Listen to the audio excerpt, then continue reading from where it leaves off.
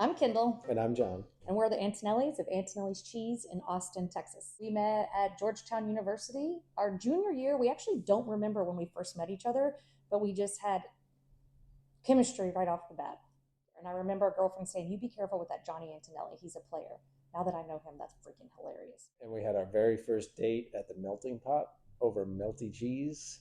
Delicious melty cheese. The first night I kissed you, you got slapped by three other girls on a dance floor. We don't need that part. You immediately became my best friend. Yeah, I was the one that said I love you first. You knew I loved you all along. I just didn't know it. You had to wait for me to recognize that I did it. That very first day felt like an eternity. We may have only had 10 customers. My mom was there hand washing the dishes after the whole time. She didn't leave the sink. And she actually, to help us, got us chicken fingers from Hyde Park Bar and Grill next door. And she just stood in the back holding one up as Kendall would run, take a bite, run back to the customers. How can I help you? Yeah. It was amazing. And we didn't actually get our first lunch break together for about 18 months. Yeah. Best part of my days is being with her. Even now, even today, fast forward, the best parts of my days are when we're together. In those early years, we used to lay in bed at night and recite customers who'd come in, and we each had a goal of name 5 new customers and their cheese preferences. Victoria loves sheep's milk cheeses, so anytime she'd come in, she'd say, "What sheep do you have?" Jean was a great one. Love soft ripens.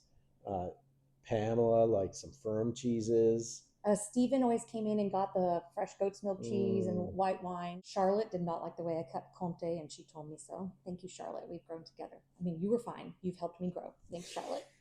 When we first opened, our most popular cheese, or one of the 2 cheeses that I was most in love with that kind of inspired me to get into this world of work, was a cheese called Osso Arati.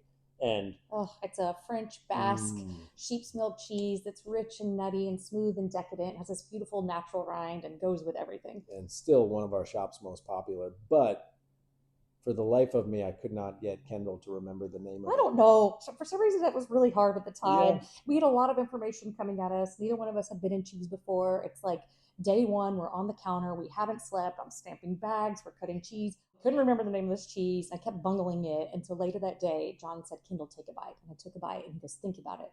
It's oh so erotic." So then, of course, that's how I told every cheese customer afterwards, is like, "This is the erotic cheese." And to this day, people come in and ask for the erotic cheese.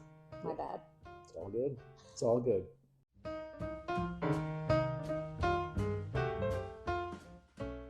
We say that the Antonelli's cheese is our first baby, and it has kept us up more nights than our biological children.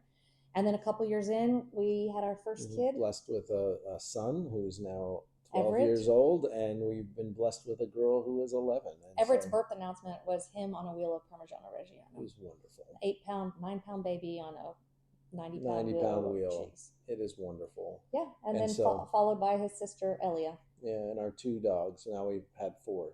And everybody likes cheese in our family. Everybody likes cheese. We get asked that all the time. Do you ever get sick of cheese? No. We also get asked if we ever get sick of each other, and that's definitely a no.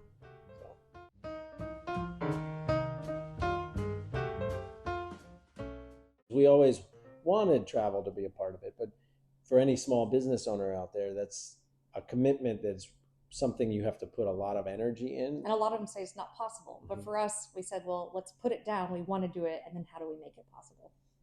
We do take a month-long family vacation every summer, which is our slow time in the business. Please buy more cheese in the summer. So we've gotten to travel to England and intern with Neal's Yard Dairy.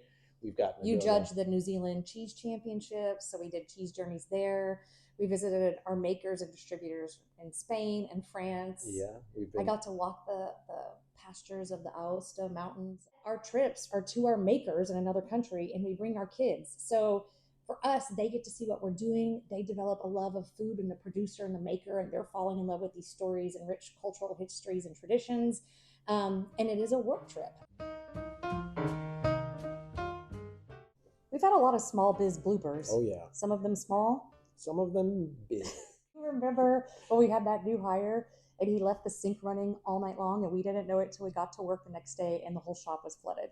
I do remember that very vividly. Is that when we bought our first dry vac, wet vac? It sure was. Do you remember that time that during one of the ice storms, the cheese case went down overnight, and we got to donate about 1,000 pounds of cheese to the local community? Yeah. Yep. For that same storm, or was it a year later, where the pipes were frozen and you got on top of the roof with a hair dryer to try to thaw the pipes, and then you fell and broke your foot? Yep. Do you remember the year we shipped a whole lot of holiday gift baskets without cheese? I know those customers do. Do you remember that time where we were supposed to lead a cheese tasting virtually and we forgot to sign in? Nope. Actually, I had blacked that part out. Yeah, Those are some good ones. those are some good ones.